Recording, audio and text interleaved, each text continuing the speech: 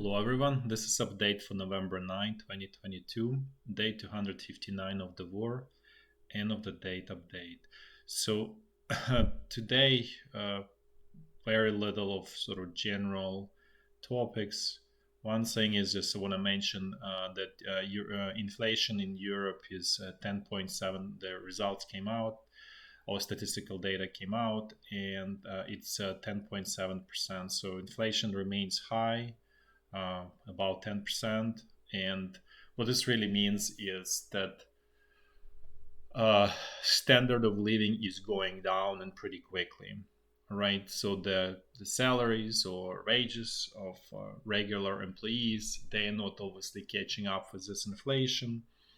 And so what this really also means, the standard of living, again, as I said, going down, uh, and it fuels social unrest, right? At some point, nobody knows where the breaking point or where this sort of inflammation point, but as it goes down, there will be some moment at some point. Uh, that's again, when I reiterate, is result of this energy policies that are completely misguided. In a way, they self-destructive, right? Because society, eventually with the social unrest, all of that stuff will be reset and it will go away anyway. So it's not in terms of this current energy policies, they simply not sustainable. So they will be reversed. They just question before they will be reversed how much suffering and pain will be inflicted on ordinary people, basically.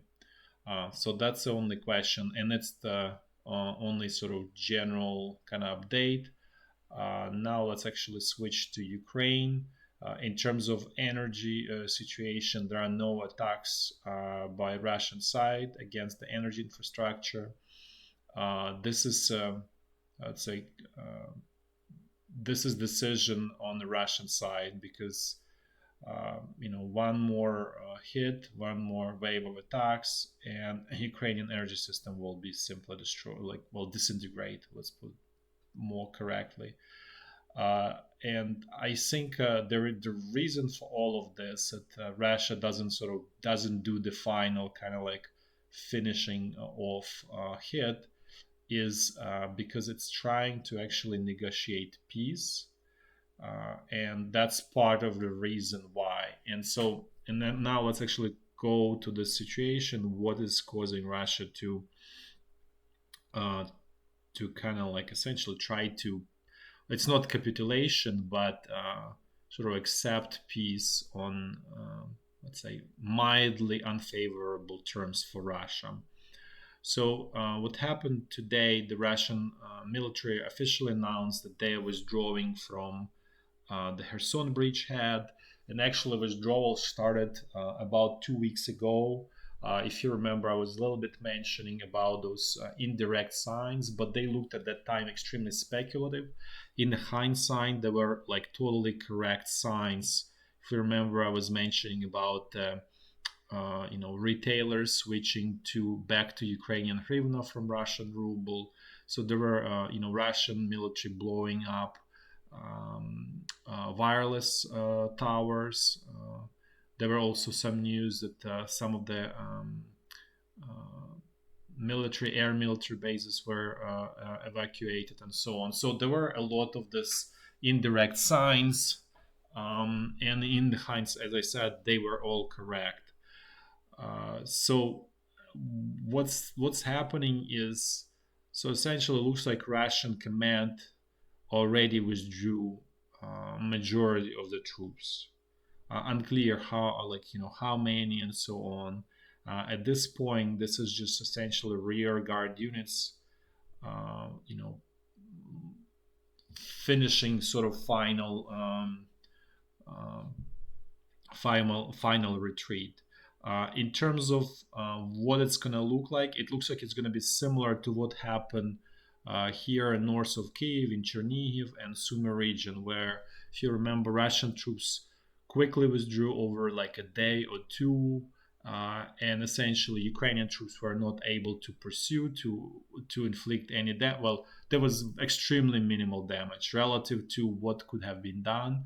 It was essentially they were kind of like let go out of the trap without having essentially no losses. Something similar is happening here on Kherson bridgehead. Uh, you know, at that time, I mentioned that all looked very suspicious, and there were negotiations at that time in Istanbul, Turkey, and that may have been result of those negotiations that Ukraine allows Russian troops to leave without sort of you know losing any basically free retreat, free leave. Uh, and Russia obviously was vacating Ukrainian territory. So it does look situation looks very similar. There is no I cannot pinpoint. I could be sort of total speculation, but it does look very similar. So at this moment, Russian troops are in process of withdrawing. They moving to the eastern bank of the Dnipro River. It may take another day or two. Ukrainian troops are sort of not even pursuing, sort of kind of like, taking over what Russian troops sort of left, and that's just how it works. So it looks, in some ways, kind of like very peaceful, sort of like, with the exception of that fight in Snihurivka yesterday, and then attack near Duchane. But essentially, today it's kind of like a peaceful sort of separation of the two sides essentially. So in terms of strategy, what this really means is Russia and then as a result of this, also Russian Ministry of Foreign Affairs, the spokesperson came out and she said, okay, Russia is ready for negotiations with Ukraine. So it's very unlikely that what Russia thinks is at this point that they're gonna keep what they captured, right? Essentially, this all territories, and so there will be sort of like some kind of temporary peace where Russia keeps what it gained. That's totally not acceptable for Ukraine. So, and that's obviously not gonna happen at this moment. And especially when Ukrainian society is for sort of for right or for the wrong reason feels like, okay, we can push Russia out of Ukraine, and Russia is losing and it's on its last legs. So that's kind of like this euphoria, kind of like probably settling in Ukraine, and so willingness to negotiation is definitely not there. There were never willingness to negotiation on the terms of losing territorial integrity. So now it's even less so. But let's say there is no negotiation. Let's just kind of like think about what's going to happen here. So there is no negotiation. Russia's still in pretty good position. So there is nothing sort of terrible, let's put this way, happen to the Russian side. They have this land bridge to Crimea, which is what they really wanted. They have this water from Dnipro River to fresh water. I mean, to Crimea. For those who haven't watched in the past, I explained that there is this channel here. Here it is, that takes fresh water from Dnipro River and provides water to Crimean Peninsula, which makes sort of life there viable the way it is right now, because there's about 2.5 million people living there, and on its own, Crimean Peninsula can support probably 700,000 to 800,000 people in terms of its own fresh water resources. Not to mention that if there is no water, northern and central part of the Crimean Peninsula turns into kind of like a salted land. So Russia wants to keep it. It still keeps that channel that provides fresh water. It is becoming vulnerable because the pumps for that channel are here near Novakhovka, so they obviously can be destroyed easily. I am skeptical that Ukrainian side will try to do that because there is sort of also thinking, well, we'll need that once we liberate Crimea, so we'll need that as well. So there's kind of like from both perspectives, there is no sort of desire to destroy it. But what Russia keeps, so basically, Russia provides very good defensive sort of cover with Dnipro River. So essentially, they don't need to maintain much troops here, so they can, redeploy all of these troops, which is, as I said, it's essentially top-notch troops that Russia has, so they can redeploy, you know, including this North Luhansk section of the front line where situation is kind of like not the best, the weakest sort of link in the Russian defensive positions. They can redeploy here in Zaporizhya and this whole area, and even try, and they can even try to do some kind of local offensive uh, by trying with the idea of goal of essentially capturing the remaining part of the Donetsk region, right, and Luhansk region. There is essentially Russia right now controls pretty much all of the Luhansk region, but with the exception of, like, I don't know, 5 or 10 villages, but essentially, and then they can then try to claim sort of victory internally politically. Okay, we achieved what we wanted. We protected, Russian-speaking our citizens, and everything's great. Let's have a peace. So that's what's possible at this point. Um, where it's gonna go, let's see, because Ukrainian side also, redeploying good number of troops. They probably will keep one brigade, at most two brigades here on the western bank, just to kind of as a protection that the Russia, doesn't start offensive, even though probability or chances of that offensive are, you know, mm, approaching zero, but they still probably will keep at least one brigade. The rest is probably going to be redeployed here, and as you can see, the Zaporizhia front line is super thinly manned, so probably something will go to the Zaporizhia front line, and then obviously, depends on Ukrainian command. They may try to sort of force the situation here in North Luhansk, where it looks the most promising for Ukrainian side, and try to liberate this North Luhansk region. Or they can strike, as mentioned before, towards Mariupol to essentially destroy this land bridge. This would be definitely much more important strategic move to destroy this land bridge, given that actual Crimean bridge is right now not working, even though Russia is repairing it, and there is quite a bit of progress being made. I think section of the regular road bridge is being installed, so it looks like they may finish it by the year end, even though the weather is really going to get pretty bad in about months or so. So very unclear, but there's clearly quite a bit of progress by the Russian side in repairing it. But assuming they won't be able to sort of finish that, attack, against here Mariupol will literally, create a trap for Crimea and all of this territory. So it's going to be one huge disaster for the Russian side, one huge encirclement. So from that perspective, that's the most promising.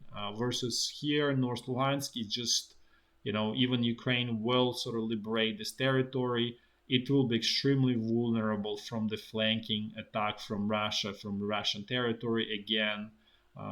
That can actually lead to encirclement of Ukrainian troops here. So this is actually the least sort of correct strategic move, let's put this way, to try to liberate this North Luhansk territory. But it remains to be seen what's going to happen. The net situation is that, okay, Russian troops will redeploy its Kherson bridgehead group, and Ukrainian will do the same. So net balance is going to remain the same. So there's not going to be essential change. So that's the sort of the deciding factor is going to be Ukrainians' command ability to concentrate troops in certain area, and the same is for the Russian, and try to achieve, try to launch offensive and achieve something with it. So the in terms of why this has happened, because I mentioned before that Russian troops had really good, very well uh, sort of engineered defensive positions. The answer is simply supply and logistics. It became extremely difficult to provide adequate amount of ammunition, and first of all, obviously, artillery shells, and that's the answer. So. Ukrainian troops were not successful in terms of attacks, trying to attack, and they failed with sometimes with very heavy losses. Uh, and the situation would have remained for the same, but as I said, the destruction of this logistical capabilities essentially forced the hand of the Russian command, and they had no choice essentially to do that. So as related to this, because essentially the rest of it, as you can see, everything, you don't have any logistical problems. If Russian command, Russian troops will, deploy the same defensive sort of lines and everything they had on the Kherson bridgehead, it's going to be extremely difficult for Ukrainian side to breach defenses anywhere. So as I said before, then it again goes to idea of, okay, Ukraine needs either some technical advantage, which at this point Ukraine is unlikely to get that, because Ukraine is not going to get something, any new sort of kind of weapons from the West at this point. Whatever is being supplied is being supplied. It will continue the flow, but there won't be sort of drastic change. So like F-16 airplanes, or like U.S. tanks, or much more artillery or something like that. So situation will remain more or less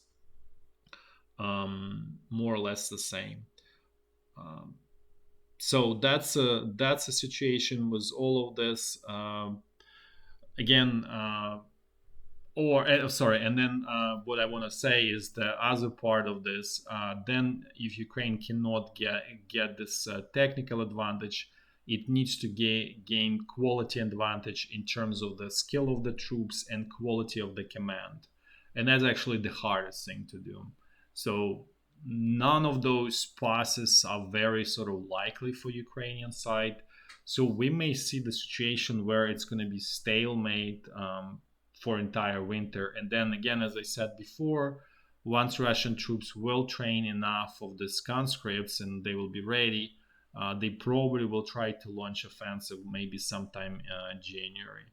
So this is just kind of like potential to extend speculative sort of passes, where scenarios where things may go over the next several months. Oh, and then I forgot to mention actually about the sort of general strategic topics is U.S. elections.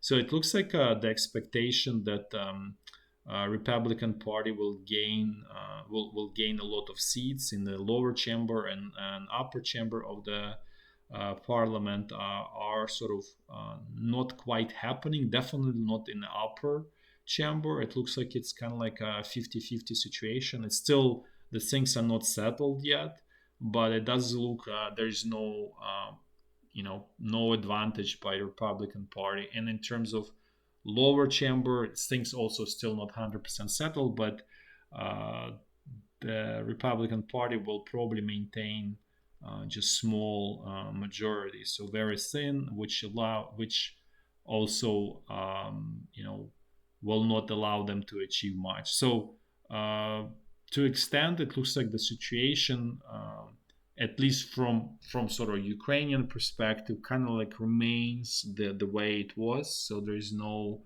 it doesn't look there will be huge shift in other direction in terms of the U.S. Sort of policy, and not to mention that in the way U.S. is also kind of like a hostage uh, and desperate, that they have no choice but support to Ukraine. It's not that there is a choice in some ways. As I said, this is the war about keeping status quo in the world versus Russia, China, Iran. They want to destroy that status quo and create sort of brave new world the way they envision it. Which for Russian part it means rebuilding Soviet Union. Not sure what it. Well, I guess China just want to be just turned into some kind of empire or something that controls at least half of the world. So that's a situation. And now let's actually walk through the front line. So the situation in a clockwise fashion, starting from very north. So the situation along the state border is pretty quiet, actually. There's very little exchange of artillery fire. Now let's jump to North Lugansk front line. So here things are, I would say, more or less the same, right? Futile attempts of Ukrainian troops to breach through Russian defenses, and then also Russian counterattacks here. So essentially, it's kind of like three areas, which is this road towards Crimea. Along this road, Ukrainian troops trying to attack Russian side, and then kind of like this in the middle area where Ukrainian troops trying to reach this road and basically get to the river. And then this another sort of axis of attacks in both direction along this road that goes from Kupiansk to Svatove. But situation is essentially status quo, no essential changes here.